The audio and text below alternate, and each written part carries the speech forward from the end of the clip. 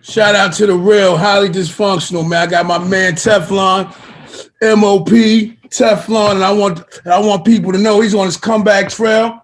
And last time I heard, it was about a year ago. You said you was tired of music and you wasn't with it. So what happened? What changed?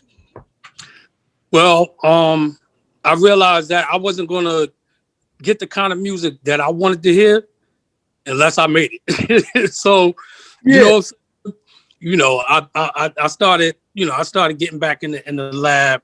It might have been like a little over a year ago. I started kind of getting back into, trying to do the number. But for a while, I took off. I took like a long hiatus. Like it was a lot going on, and aside from that, it just was not really giving me the fuel I needed. Hip hop, you know what I mean? Like where it was at, where it was at, and all of that. So, but I said, you know what, if I'm gonna complain about not having the kind of music that I like out there, I know it's a lot of other people that probably feel the same way. Mm-hmm. And I know I got the ability to be able to bring that and put that on the table. Then it's my responsibility at that point, to put it on the table. Mm-hmm. Mm-hmm. And I feel you on that. If you want something done right, you got to do it yourself. So let me ask you something. You took a hiatus. So how did it feel? Did you need some warm-ups? Did you need some, let me get, you know what I'm saying? How did it feel getting back in the booth? And was you back with the old team? Did it just fall right back in to how it used to be?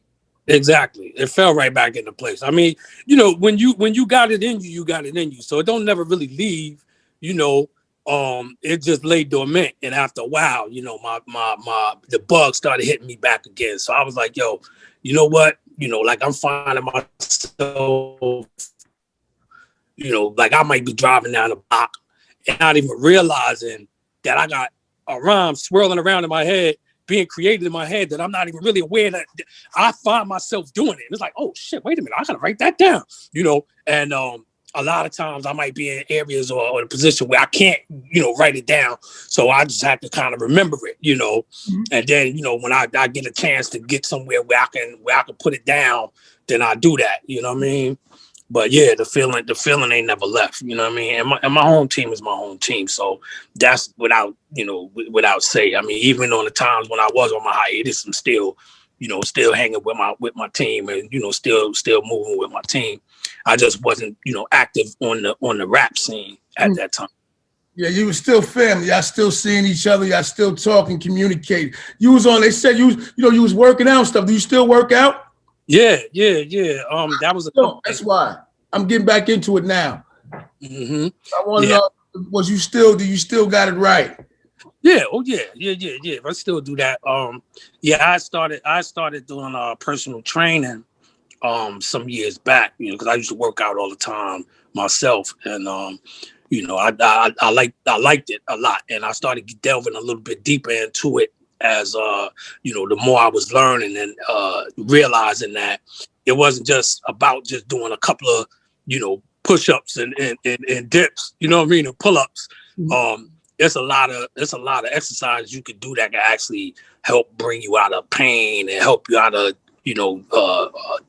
dysfunction. So so I started delving deeper into it with that, and the more I was learning, the more into it I was getting. And I wound up picking up some clients and stuff like that, and I mean, it technically was like going around the world with it, to be truthful with you. I had, clients that would fly me out to different countries and, stuff like that. So I kind of delved deeper into that at that point in time. So it took me a little while, before I really started jumping back into the music side of things. Mm-hmm. And that's all good, because I work out a lot. I used to be a fighter. Plus, prison was my second home. So I hung out there and I used to work out, and I work out all the time. But since I've been home, I've been 2 years free. Today makes 2 years. So it's actually the anniversary since I've been free. So And I'm trying to get back into the game. I see Mike Tyson went back in, so I'm trying to get back in. So I'm trying to get back into the floor thing. That's why I asked you about that. Working out, do you still have the passion? Do you still love that? Because I know for me, for a while, I stopped working out. I didn't love it no more. So I wanted to know, make sure, because we all older. And when I see somebody say, yeah, I'm still with it, that motivates me. That keeps me going. So back to the rap there, you said you had a video last night. How did it go? Well, no, it wasn't a video. My single dropped last night. Well, this morning, midnight. Talk about it. Yeah, you know what I'm saying? It's called Something Ain't Right. Mm-hmm. And it's basically dealing with, all the type of shit that you're seeing right now unfolding, with motherfuckers storming the Capitol and, just the whole Black Lives Matter and just the racial tensions and how they've been existing out here. You know what I mean? Mm-hmm. And at one point in time, it was very blatant about, how, racist some people were. But then after a while, kind of started getting a little veiled and covered up, where if you're not really looking beneath the surface, you might not see it. Certain people might not see it. You know what I mean? Mm-hmm. Like, us as Black men in America, we see it. Mm-hmm. But it could be somebody as close to us as our woman that might not see it the way we see it. We're getting racially profiled and all of that kind of stuff. Sometimes people might think, oh, you just over exaggerating, police don't be racially profiling dudes and you must have did something wrong and all of that. No, you ain't had to do shit wrong. All you had to do was be Black and be driving and Jack can fuck around and get you killed. And that's the real thing. We know that. And that's the real thing. And now that they see it, you know what I'm saying, they get a little fear factor with it too. And I've been through that before. I've been arrested for driving while Black, and I have a bad relationship with police. You know what I'm saying? When they pull me over, I'm always scared. I know you feel the same way. We could be doing it right. But when we see them lights, you know what I'm saying, something else goes off inside of me, man. You know what I'm saying? It's the worst fear ever. You know what I'm saying? Sitting in the car, being a Black man and being pulled over, especially in a strange town. The rappers nowadays killing each other, shooting each other, stuff like that. That's the climate nowadays. That type of energy. You know what I'm saying? How do you feel about all that going on? Well, I'll put it like this. You got a lot of motherfuckers who do shit that to they brothers that they wouldn't do to other motherfuckers. Let's just put it like that. You know what I'm saying? Just keep your energy the same. That's all. You know what I mean? If you ain't ready to pop at whoever, then you shouldn't be popping at nobody. You know what I'm saying? Picking and choosing. Let's not be selective. Right. You know what I'm saying? Like, because the motherfuckers who really got their foot in your ass, you'll put your gun down. You'll let the motherfuckers run up in your house and snatch you out the fucking bed with your baby mother butt ass naked, handcuffed, and throw your ass in jail. But you shoot another nigga down the block because the nigga got the wrong color on. Right. Or you're more familiar, or you're a little bit more familiar. You scared of the niggas right all the way down there though. And that's what I talk about with rappers. We out here killing each other. And sometimes I'm like, man, what about them? What about the enemy? You know what I'm saying? Is anybody gonna say something about them? I feel you. Everybody real, everybody doing this, but what about them? And it's so visible now. Like sometimes I wish I can go back. I'm older now. Either hindsight is 20/20, but it's like, damn, man. You know what I'm saying? Like, I can't believe like all this shit is happening. And I can talk about it. You know what I'm saying? I can talk about it. And I see the younger people now doing the same shit I was doing, while now killing each other or shooting each other. And it's like, man, it's so visible. Don't you want to go do that over there? You know what I'm saying? Like, with everything going on, you still want to kill each other? Like, it wasn't visible for me and you like that. It wasn't put in our face like that. Like, I'm watching my brother kill each other. You know what I'm saying? Right. And over nothing. You know what I'm saying? Over nothing. I can't understand, especially you got, like you said, some of these rappers or whatever. Y'all motherfuckers, these little niggas be young, little rich motherfuckers. What the fuck you mad about? Rich early. With us, we was trying to get some change, motherfucker. We was trying to, we was trying to get our bread up. Your bread up, dude. What the fuck is you doing? Right. You moving ass backwards. You know what I'm saying? Backwards. And I don't even know how it is. And I'm trying to think, is the companies putting y'all up to this? I'm hearing, is internet paying y'all to beef and do this wild shit and shit escalating? You know what I'm saying? How do you feel about the record companies right now? You know, M.O.P, man. You know, M.O.P is a classic group, and it's forever. M.O.P is forever. Songs is forever. You got my favorite joint from you was For a Long Blade. That's my favorite joint. Good looking. I thought you ripped that shit off. I thought you killed that whole. That's my favorite joint. But as far as the industry goes, how do you feel about the industry, man? Well, I mean, the industry is just basically now throw it on the wall, see if it stick. They not even throwing it on the wall themselves. They just like, all right, let's just see what people is responding to, and we gonna put our bread behind that. You know what I mean? They've been lost their soul as far as, you know, having authentic music and really being behind, you know, putting out an artist and developing the artist. You know, I remember when I first got in the game, you know, that was the type of thing that you would get and you deal with a label. You know what I mean? Like they might say, okay, you know what, we gonna do 3 albums. The first 2 albums is really getting you established and set up for the win album, which might be that 3rd album. You know what I'm saying? So they'll take time and develop artists. Now it's not like that no more. You know what I'm saying? Now it's just like, yo, let's see, you know, what people's responding to and get behind that.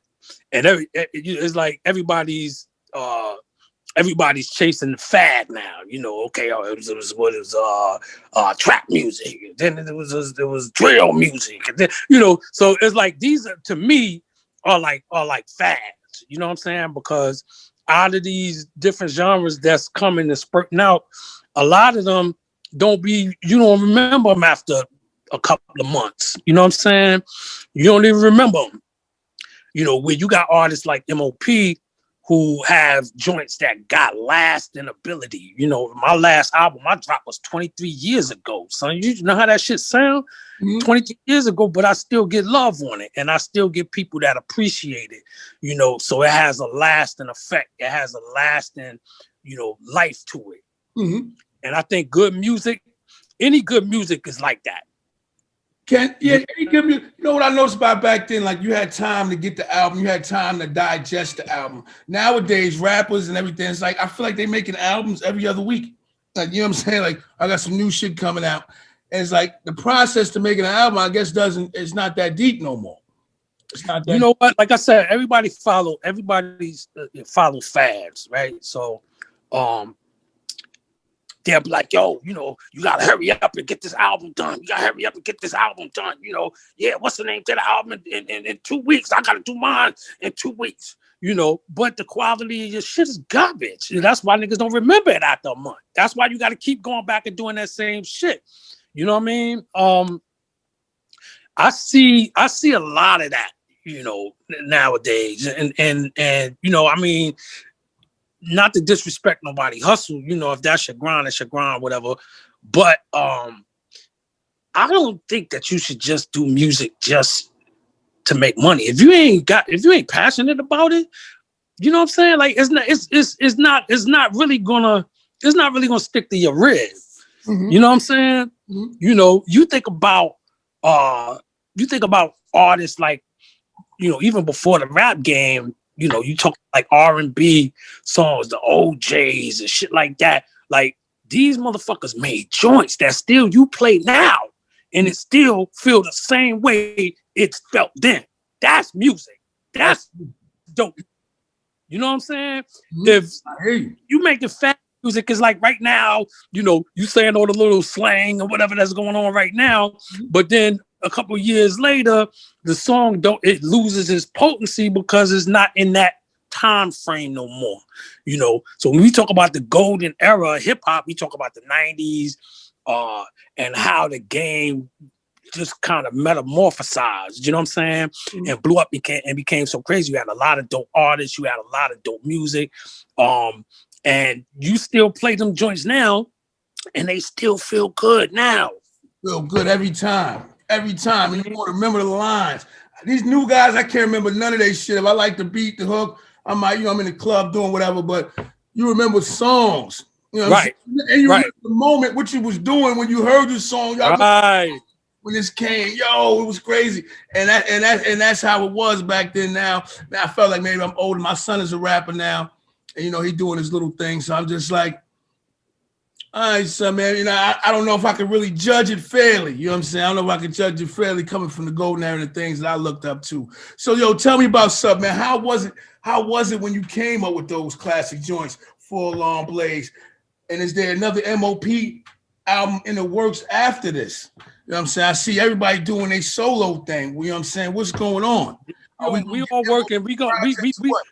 Yeah, we all working right now. Everybody got solo projects that they working on, but we definitely got a M.O.P album. You know what I'm saying? That's coming into the works. You know what I mean? Got So, you. Yeah. oh yeah. We definitely doing that. I mean, my album right now that I'm just wrapping up, it's called The Crown, and it's produced by Jazzy Moto. That's the producer that did the single No Fake Love, and also the new single. Well, pretty much our whole project is on her production. She's a fucking beast. You know what I'm saying? And she actually is like classically trained, so she plays a lot of her shit. So her shit is full. Female producers? Yeah, she's a female producer. She's bad. This is big. I gotta check this out. I gotta look at the producer, see who she is. Yeah. What's her name again? Say that again. Her name is Jazzy Moto. Jazzy Moto. This is big. I didn't know this happened. I didn't know this is happening. Yeah. Oh yeah. No. Yeah. She actually got brought into the camp by Bill. Bill and Fame, they did a song a while back. Damn, what's the name of this song? Shake 'em Up. So she produced that track. You know what I'm saying? Shake 'em Up. And she also did a couple of joints for Bill's solo joint. She Hancock joint and damn, I forget the name of the other one. But she did a couple of joints, and she's a hitter, dude. She's a hitter. Like, she got official shit. You know what I mean? And you know, when me and her linked up, you know, our chemistry just meshed. You know what I mean? We started out, we was gonna do like an EP or whatever. So we had a couple of joints, but then as we just kept going, it just kept it was just magic there. You know what I'm saying? So we was like, yo, we turned around. Yeah, we did a whole album, you know what I'm saying? And we got more shit that we working on even after this album, you know what I mean? So yeah, you know, but getting back to what you were saying with like Full Long Blaze, you know, that was a joint that Billy and Fame, they called me down to jump on. Lays had did the production on that joint. So when they heard the track, you know, that Rocky theme type of shit, you know what I'm saying? That's like, oh nigga, this is a perfect one right here. You know what I mean? So yeah, so they called me down. They was like, yo, come on, man, you know what I'm saying? Come jump on this joint. So came down, jumped on the joint, we knocked it out. A little bit after that, we had dropped Handle Your Business, the video Handle Your Business. And Jay had seen it.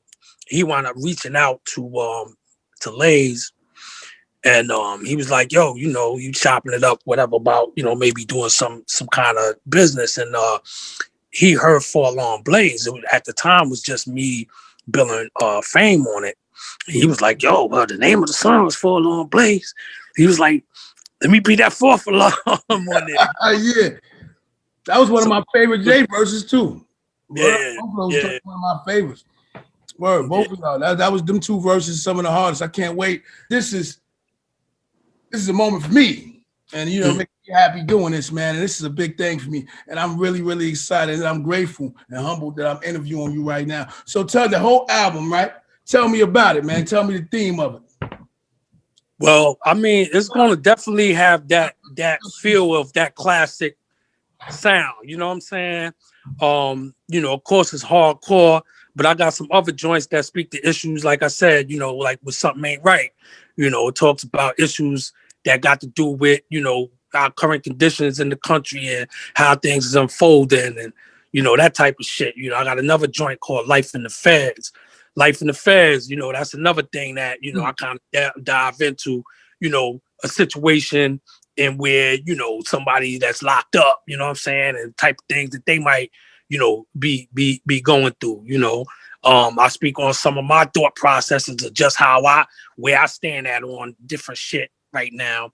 And then I pop some shit, you know what I'm saying? You still got those joints. Yeah. Ripping their head off. Yeah. I still bite their head off. Exactly. Yeah, that's what I want to hear. That's what. So, Yeah. and that's what people want to hear. So, as far as from back then, from the rawness until now, you think that the formula to making a song has it evolved? You just talked about the evolution, and you still got some of that them street bangers. So you still like from then and now. What's the difference? Well, the difference now. Great, you older now, and you probably I don't know. What I'm gonna ask after this is, you got family, you got kids. How is Teflon today? You know what I'm saying? Who's Teflon today? You know what I'm saying?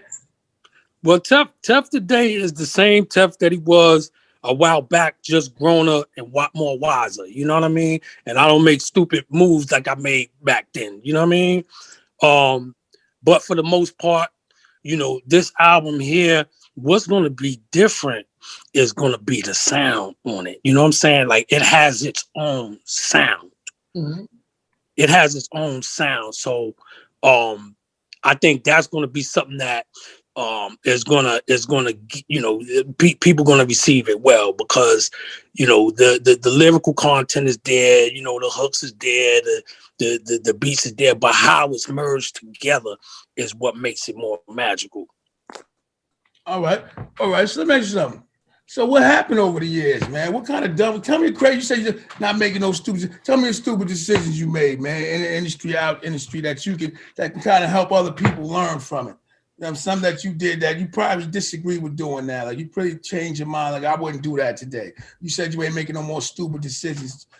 Give something up. Let me hear something. Yeah, I mean, back in the days, you know what it was. You know what I mean? We in the back about it. It was what it was. And we was in Brownsville. We was from the Hill. And during that point in time, it was just really, really, bang it up season out there. You know what I mean? Anybody could get it, type of thing. I don't give a fuck if you was live or not. You know what I'm saying? You still could get touched. So it would be, you had to roll around with them things on you at all times and be assertive with it. Because if not, you know what I'm saying, you will fuck around and get left with it in your waist. You know what I mean? So I mean, nowadays, of course, I don't move like the way I did before. Not to say that I ain't sold them all. Like Dre said, don't think I sold them all, nigga. But it ain't like I gotta come out the house with a vest on and a ratchet on me. You know what I'm saying? Every day. I've always been the type of dude that I try to be the same person that I am if I'm with 1,000 motherfuckers or if I'm by myself.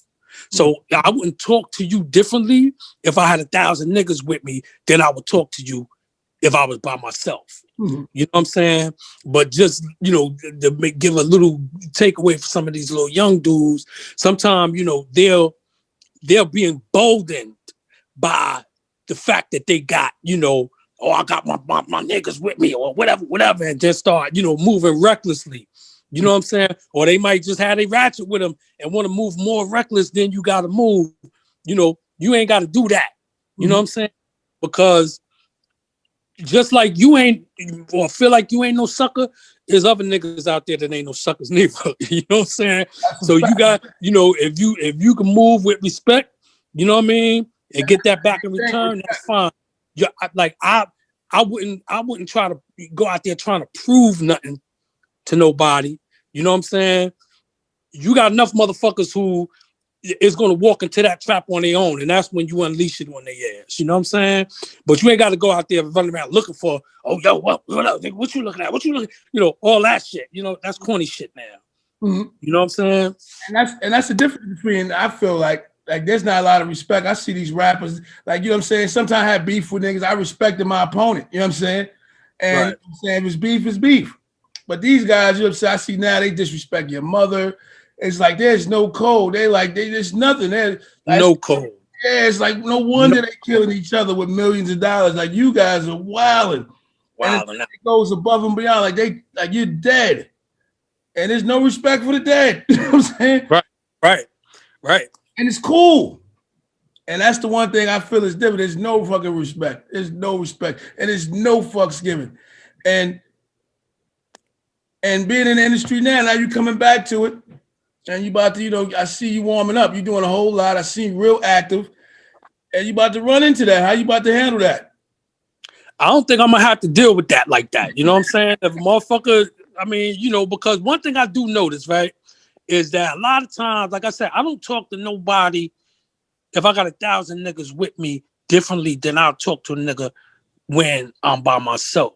So a lot of times you got niggas, like I said, that'll be out there and they got all of their peoples with them. So of course, if you come up and spaz on a nigga right there, he gonna try to feel like he gotta protect himself or protect his pride, and he might react differently than you pull a nigga to the side and you be like, yo, shorty, check this out. Don't fuck around and get yourself fucked up out here. You know what I'm saying? Mm-hmm. Shit real. Yeah. A nigga gonna come his clean, true self then. If he really, because see, if you really built like that, you ain't gotta run around and try to prove it to niggas. You understand what I'm saying? So that says a lot right there. The livest niggas I know, quiet. You won't even know these niggas is gangsters like that. You know what I'm saying? Mm-hmm. They'll speak to you with respect. They'll speak to you. They won't even be yelling and screaming at you. They'll be talking to you humble. You know what I'm saying? But these motherfuckers will leave you in a sec. Mm-hmm. You know what I mean? When you got niggas running around, want to be the biggest mouth and you broadcasting your shit. You know what I'm saying? Like, if you really was built like that, you wouldn't be broadcasting your shit like that. Mm-hmm. If you really been through some shit, you really know what it's like to be sitting on the inside with motherfuckers who ain't never coming home. Nigga, I was up north, motherfuckers up north, 25, 30 years for killing a nigga for a sheepskin back in the days, nigga. Mm-hmm. You know what I'm saying? Some niggas ain't never coming home. You could look in their face and see it in their eyes, dude. Their eyes be blank. Mm-hmm. You know what I'm saying? It's like, yo, this motherfucker, it was one dude, I'm sitting in there across the table from the dude. I ain't know the nigga from a can of paint. But I'm looking in his face and the way he eating is mad mechanical, yo. The nigga just like staring off into space. You know what I'm saying? And I'm looking at this nigga. I'm like, yo, that nigga look like he been down a long time. Kind of find like this nigga was in there from the 60s, nigga. This nigga got a 68 number. And I know how that's. He said he was so young when he went to jail, he ain't never even had no pussy in his life.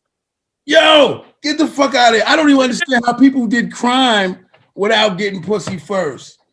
Son, those type of niggas are too real. No, but this wasn't even a black dude, it was a white dude. So I don't know what the fuck he did. I ain't asked him all of that. But motherfuckers was like, yo, you know what I'm saying?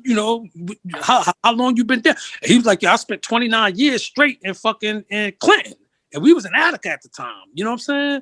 So he was like, yo, you know what I mean? Like, you see that shit, man, and it hits you. Yo, when these motherfuckers give you them numbers, they serious about them fucking numbers. And when you young, like I know when I was younger, I was rambunctious. Don't get me wrong. And I done got away with a lot of shit. So that's why I'm humble and I'm grateful now. You know what I'm saying? But I won't make those same stupid mistakes or take those same stupid chances like I took before, because the shit could have ended way different than it ended. And I know that ending is real, and that'll humble your ass up and sober you up. You know what I mean? So you got motherfuckers that's out there now, little young boys, they running around, they hot-headed, they fighting about, to me, would amount to nothing. You know what I'm saying? Definitely ain't worth your life or your freedom. You know what I'm saying? And y'all niggas ain't even doing it for no cause. Like, I mean, like I said, when we was running around in the street, we was at least trying to get our change up. Yeah. That was what our thing was. Yeah, we needed it. We needed to do something. Right. You know what I'm saying? So it was the survival of the fittest who gonna be able to hold the block. You know what I'm saying? So it was one of those type of things. But like it wasn't never, we didn't come up in that gang era anyway. You know what I'm saying? So that gang era is something that started after I was already grown and, you know what I'm saying, pretty much out the streets. Mm-hmm. But that came to New York in particular. I think like in the 90s is when like late 90s coming to the early 2000s is when it started getting ramping up out here. How do you feel about it now? But how do you feel about the gang shit now? Like, cause my son was 21, he joined the gang and I heard about it And I seen it on the internet, like, oh shit. And I fucked me up. I was like, is this a rap thing? Or you're a rap, is it rap gang or is it real gang? And I want to know is there a difference? You know what I'm saying? Because I'm like, my son, he was here and he, at the time I was like, you're not a gangster, so like, what are you doing? You know what I'm saying? What are you doing? Like, you don't have to do that. You know what I'm saying? You following the crowd. That's what that be. You know what I mean? Like, they start following the crowd. They in that age bracket where this is the end thing, and that's how everybody else is moving. So we gonna move. 21, you doing this? Yeah, but see, you gotta realize. Yeah, you gotta realize. You gotta realize what the consequences is of that. Because a lot of times you'll be trying to be tough or whatever to fit in and get acceptance from motherfuckers who ain't even gonna be at your court date, nigga, when they sentencing you. The bitch who you fucking with gonna be, that's what I talk about with life in the feds, you know what I'm saying? Mm-hmm. It's like, yeah, nigga, you locked up, now your man fucking your bitch. You know what I'm saying? Mm-hmm. And you stuck up in here mad as a motherfucker, huh? Yeah, mad as a motherfucker. Right, mad as a motherfucker. You're broke. Now you broke. They done took all your money. Now all your money gone. You know what I'm saying? All your the motherfuckers whose opinion meant so much to you, you a distant thought to the motherfuckers now. And that's real shit. You know what I'm saying? So like these little young niggas don't know that. They'll look at the nigga coming, like, even when I was younger, I ain't gonna front, you'd be like, oh, yo, Everlast just came home. Oh, word, everybody, oh, yo. So you look at, you're a little young nigga, you see everybody, showering them with all that love, and you like, oh, that's the shit, that's the shit. Nigga, because that nigga like that going for excess amount of years, and you don't know what the fuck that nigga was going through during all that time. And a lot of niggas that smiling and smacking the five right now, wasn't even picking the phone up and accepting the nigga collect calls when he was up there. That's a fact. And a lot of niggas is not going to accept the fucking call. And you come home, a lot of times people don't realize, like, I came home a different person. You know what I'm saying? When I came home, and I'm not saying for the better, for worse, I was still different to my family, to my kids. I was just damn stranger. You know what I'm saying? Right. And I missed a lot of years. Like, life changes over, man. And I seen a lot of people without loved ones up north that they lost themselves. Like, oh, shit, you crazy as shit. Like, you know what I'm saying? Like, it's like in jail. Like I used to call them niggas bug out. You a bug out, man, jail. And I felt bad. Like you couldn't talk. Like people that didn't have no outlet, and their mind just never came back. It just never came back. And I seen brothers come home and never came back. They was never the same. And I used to always try to stay like, all right, stay present, right? Stay present, because that shit gets crazy up there, man. People throwing shit on each other, pissing. That shit was the weirdest shit I've ever seen. And this is back then. And it really, you know what I'm saying, don't happen like that now unless you doing a lot of time up in them crazy spots. And up there, they playing razor tag right now. So that's what they do majority. But if you throwing shit on somebody now, they putting you under the jail for that shit. That's a felony now. But back then, them niggas is throwing piss on people, and and that was the weirdest thing. For me, that was the weirdest shit I ever seen. Like, oh, yeah. Imagine somebody just do shit in your face. They used to do that to the COs, nigga. They used to do that to the COs on the island. Yeah. On the island, let me tell you something. When I first went to not the first time I went to the island, but I had to go up north. But during that time when I was there, it's like 87, niggas was getting, listen to this. Mm-hmm. Niggas getting shot in motherfucking jail. How the fuck you get shot in jail? Nigga got shot in jail. How the fuck you get shot in jail? Not by the police. You talking about shot? Nigga got shot in the men's house back in the days. Hell yeah, HDL. Yes. Yeah. And you know what? They got out. I mean, I guess it was some sort of, I don't know how whether they set that shit up themselves or whatever. They got somebody to get them a joint up in there. But that's how wild it was. And that's how crazy it was. That this nigga was actually able to get a ratchet onto the island, nigga. Mm. And that's the craziest shit. And if you can get a gun, that means your booth game. Oh, well, maybe you got some inside connection. But if you booth that shit, like that. Somebody, they got some inside connections or some shit like that.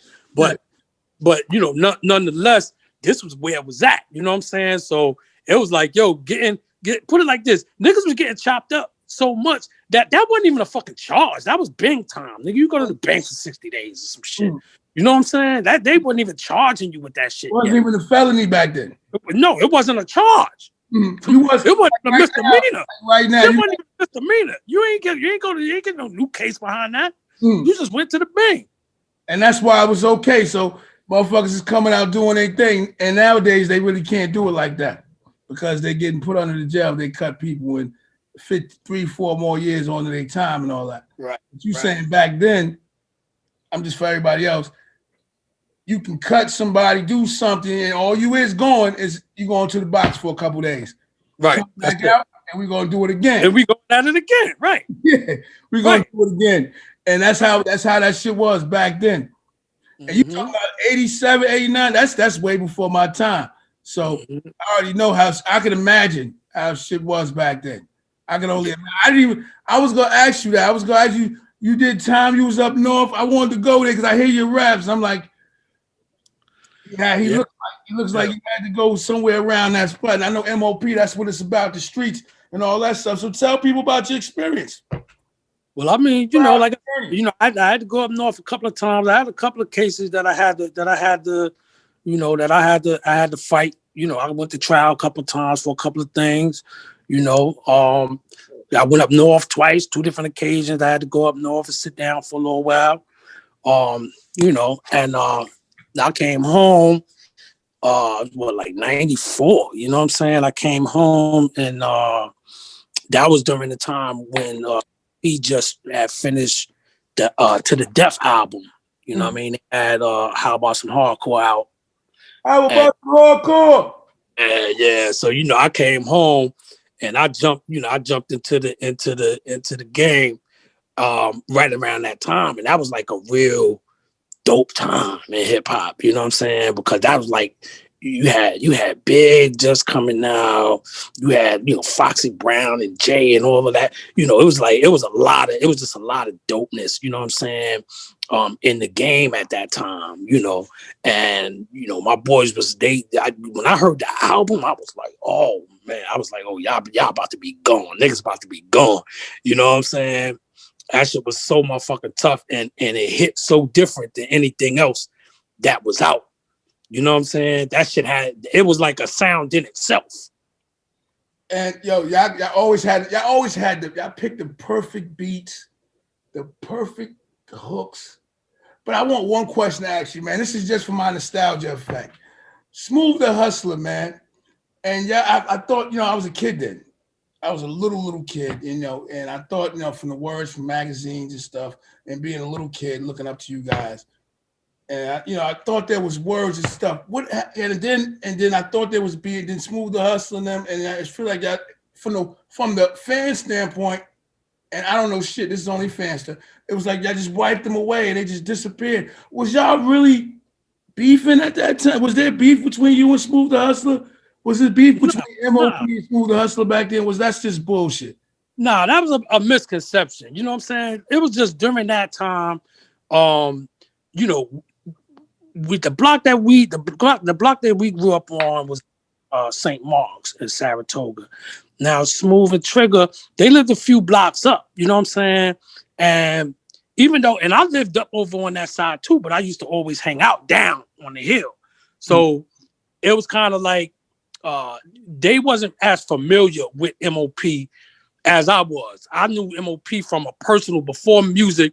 Nigga, we was slinging in the same hallways, and I'm motherfucking Bill Moms is coming out to, you know what I'm saying? If I heated up some such and such. Here, I know your ass hungry. Come in here, get you a plate. You know what I'm saying? So it was like that type of thing with us. With Smooth and them, they wasn't on that side like that. So niggas just never had that bond like that. So it wasn't no beef or nothing. It just, we was sticking with our home team. Mm-hmm. You know what I mean? So it was never no real beef. Nah. It was all like some made up shit, or because y'all from the same hood or the same. Well, I think it was more because people had expected us to be rolling in one big mob or whatever, you know what I'm saying? Because DR DR produced the first album To the Death. You know what I'm saying? He did all the production on there. And at the time, I think like right after that, Smooth and Trigger, they was his artists. So, you know, they I guess, you know, was looking at it like, why it ain't a family thing, like a Wu-Tang type of situation. You know what I'm saying? But it's just that niggas wasn't moving with them like that. So that's all that was. It wasn't no beef, you know what I mean? It was just like, yo, nigga, we moving, we on our own move. You know, that's a different movement. Was it? So do you think it was like like everybody else put it, like it was a rap thing? A rap thing? Was it just no? Because it was like I guess now you saying nothing happened. So I'm saying this shit was. No, it wasn't happening. No, it wasn't that. I'm telling you what happened. It was just that. It was just that simple. It was that simple. People expected probably for us to be like, yo, that's Saratoga Ave. Yo, what's up? Yo, that's where Smooth Hustler Trick. And you know what I'm saying? We like, yo, we from over here, nigga. We was real adamant about our block because we fought for that block. So that's all that was. Yeah. It's like, yo, dude, I knew who was in the trenches with me when it was going down. And those niggas wasn't in the trenches with us like that. So that's all that was. And it wasn't no disrespect or no beef or nothing. It just was like, yo, look, dude, this is who we fuck with. Mm-hmm. This is our team right here. All right. I get it. So I do get it. I just feel all right. So it was two people on and y'all both on, but y'all from different hoods and y'all really didn't fuck with each other. But people wanted y'all to fuck with the same producer. We fuck with the same producer, which was DR period. You know what I'm saying? So I guess, you know, everybody was looking at it like, yo, if they not fucking with one another, then it must be because they got beef. No, It wasn't because they got beef. It's just because these niggas move differently and they want some different shit. You know what I'm saying? So it was never nothing like that. I know Smooth and Trigger both personally before the music and all of that too, myself. You know what I'm saying? And, you know, they always been cool motherfuckers, but they wasn't in the streets like us. You know what I'm saying? Like they wasn't, you know, like I said, like, you know, niggas where we was at, nigga, it was going down for real. And, you know what I'm saying? So yeah, so it was like that. Everything we've been anybody that, you know what I'm saying, who you fuck with in the industry that you like doing music with on some hip hop shit, or anybody in the industry outside of M.O.P you can call and you feel cool with, like, you know what I'm saying? You got alliance with people that you fuck with now. I see like Duck Down. I see you got music with them. So, you know, who's the people you fuck with now? Because M.O.P only fuck with certain. Yeah, I mean, and that's pretty much the same. You know what I mean? Like, to be truthful with you, I ain't really been concentrating on nobody else. You know, on this comeback joint. Pardon me. It was like I had to zone out and get in my lane. You know what I'm saying? So I blocked everything out. You know what I mean? For the time being while I was doing my recording, I didn't even have Bill and slapping them in the studio that much with Slap. He would with Fame. That's Fame. He would be, you know, at the studio or whatever all the time with me because he be helping out a lot with, like, you know, he's into the production thing as well. So, you know, with fine tuning certain things and, you know what I mean, like musically. So he been giving me a lot of help with that. But, you know, other than that, I just kind of zoned out and just, you know, I wanted to be able to hear myself think. Mm-hmm. You know what I'm saying? So I totally zoned out mostly everybody. You know what I mean? I mean, I did appear on a couple of different joints. My man Mike Hands, he fucked with he used to fuck with Duck Down, but I don't know if he's on Duck Down. I know he's fucking with Eric Sermon and them now.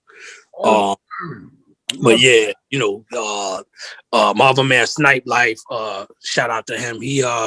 He's down with Rough Riders. Well, he D Block rather, and he's just wrapping up his album. So I jumped on his joint, me, Sheik Luch, Tech from Smith & Wesson. We collabed on a joint, and you know, I mean, it hasn't been a whole lot of you know, reaching out to a lot of people again, you know, because I wanted to kind of concentrate on what I was doing. Mm-hmm. And I ain't mad at you. Mm-hmm. I ain't mad at you. I can't wait. So when do you think about releasing the full album? Well, I'm trying to get some time within like the next 2 to 3 months, but we still got to line it up. You know what I'm saying? But as soon as I know, you'll know. You know what I mean? And look, man, Thank you. Thank you. You did a, you know what I'm saying? I can do this shit all day. So, you know, I'm telling you, I can talk this shit all day, man. Because I tell you, my thing is I let this shit go and I keep watching and try to make it better, man. And now you just made my most official debut. Because I met Keith Murray and he was on some weird shit that day. And it was just what it was. You know what I'm saying? And Yeah, then, said something about that. Saigon is a friend of mine. So this is my real first official interview that I did on my own. So, you know, the Keith Murray shit was weird. And I'm sorry that had to happen. But the Saigon shit, that's my friend. That's my boy. I grew up with him. So now I'm really trying to do this. So I appreciate this shit. Man, when you see me like this, I'm on my phone. I'm taping you on my phone too. Because these are the clips, man. And for me, you just made my day. You just made my life right now. And because it's real talk and we talking real shit. It ain't no funny clown shit. And I can't wait for people to hear everything. Yeah, I can't wait for people to hear your life, man, and hear your music and your contributions. Because I'm gonna hook this shit up. Because man, this is what I got, man. I love this shit, and I appreciate you for even stepping in the building with the little guy. Because you didn't have to. Because nowadays you in the clout chasing industry. You know what I'm saying? So if you ain't on, it's like yo, you gotta have more followers than for the nigga to answer you. You know what I'm saying? And I just for business, I go through this with my friends and you know people with. And chicks, I feel like that's chick shit. You know what I'm saying? You worry about stuff like that. If you fuck with it, I see like you'll tag for I saw other artists, they do songs with people, and this is things I'm looking up, and the artists don't want to tag themselves, they don't want to, you know, promote the album, they want to promote the song, because whatever business they had. And it's just until the shit blow up. And it's unfortunate that we in a time like that because now nothing you do is genuine. Nothing people do now is genuine. Like if we hang together, it's probably a reason. If you ask me for a picture, it's probably a reason. And you know, being the guys you got, it's probably it's always a reason somebody's wrong. You gotta keep thinking about it. You gotta think about like, what is the reason he's here? And it's fucked up, man. So sign it off on it, man. I appreciate you, man. Talk about it real quick. Give me your last thoughts. I'm gonna look at it. If anything missing, I'm gonna call you and ask you to finish it off. You know what I'm saying? Right. That's what it is. But look, man, you know, that new single, man, something ain't right. That joint is out right now. You know what I mean? Right. Something ain't right. Yeah, I just dropped it today. You know what I'm saying? Well, midnight. I thought I thought you had dropped the video. So when I looked it up, I was looking for the video and it wasn't no video. So now I'm gonna go there and check the song. So I thought it was a video you was dropping. I said, he's like, yo, I'm doing a video, I'm moving around, something like that. So you just dropped a new song. I didn't check something ain't right. I'm still on the last joint. So I'm about to get there now. So finish up, keep talking. Yeah, so yeah, that's about it. You know what I'm saying? Shout out to the whole motherfucker First Family. You already know how we getting it in. You know what I'm saying? Look out for that First Family album that's going to be on the horizon soon. Shout out to my boy Prame. You know what I'm saying? DJ Premier. Me and him got some work too some unfinished business that we plan on putting out there. You know what I'm saying? Makes sense. Yeah, absolutely. You know what I'm saying? Shout out to my man Lays. Shout out to Fox Boogie, my sis. You know what I'm saying? Shout out to Jazzy Moto. I'm telling you something. When you hear her, nigga, she's right now, nigga. I'm hoping you talk to me so she can tell me, she can help me put the interview together because it can't come out for a while because I'm a rookie and I'm gonna take my time with it because this is the best I got. So I hope I can get in touch with her and she helps me go through the process of the music and we can talk about so I can put this thing and make it live. Because to be honest with you, outside of like Missy Elliott and shit like that, I didn't even know women. Because you're like you guys are, you know what I'm saying? I would El Cool J's El Cool J, but like, you know, you would think like, all right, if you see a woman producer like that, would happen like that. But when you got hardcore street and you said, yo, I never seen that before, and I really would like to talk to her, because I'm like, wow, that really happening right now. Yeah. Good thing. And you might, I don't know, you might be the first to be doing this shit. Yeah, it is a first. And the thing that's crazy is that, like you said, you know, her being a female producer and dealing with such a hardcore group and putting it out like the way she do, keeping that shit gully. And then when you see her, she's a little pretty little thing. You would never think that she you know, that she's on that talent game like that. You know what I'm saying? She got real skills. Oh, nah, she's official. Yeah, she definitely official. Is she into the rapping thing too? Is she mixing and mixing? Nah, she don't rap. She just produced. She you know, like I said, she been classically trained. So her father and uncle was both like big jazz musicians. You know what I'm saying? And so she kind of got her shit honest. But now what she did was learning how to play like the, she learns the knows how to play the piano, violin, cello. You know what I'm saying? And she was into hip hop. You know, so she took what she learned and started fashioning her music on the hip hop tip, but utilizing that ability to play and compose. Mm-hmm. So, but yeah, so now she's doing that, but she's just doing like where her uncle and her father was composers and whatever, and they did that and they composed jazz music. You know, that was the sound or the genre that they was into. She's into jazz, but she was into hip hop.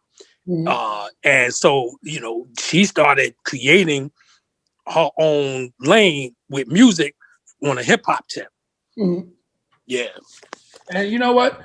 If you can, you can just text me her Instagram, and you ain't gotta hook me up. I'll go harass her myself, and it'd be good. I would love to talk to her because I'm interested in this because I don't think other women and other girls know that there's a women producer that do shit that only we see Timberland, we see the Dre's, we see the DR periods.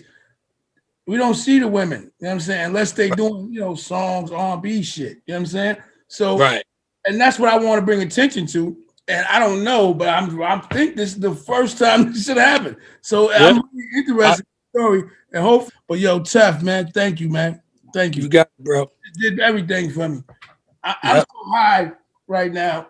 Nigga, I'm about to scream and yell as soon as I hang this up, my brother. Hang this up, man. Thank you, man. Thank you. You got it. Absolutely. Respect. I love it, man. I love it. I love it. Highly dysfunctional. Teflon, M.O.P, comeback trail, right here. Highly dysfunctional. Thank you, my brother. I'm about to make this shit happen. Sign off, my brother. Enjoy.